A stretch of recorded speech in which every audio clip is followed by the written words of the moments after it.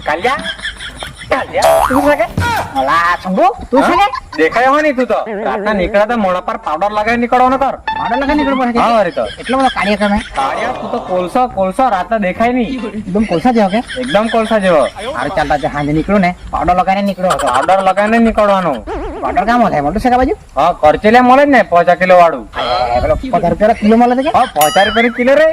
5 kilo એમ ક્યાં કરું ચાલતા અત્યારે જામ પાવડર કે આવું ફ્લેશ ચાલુ તો આ તારો મોડો દે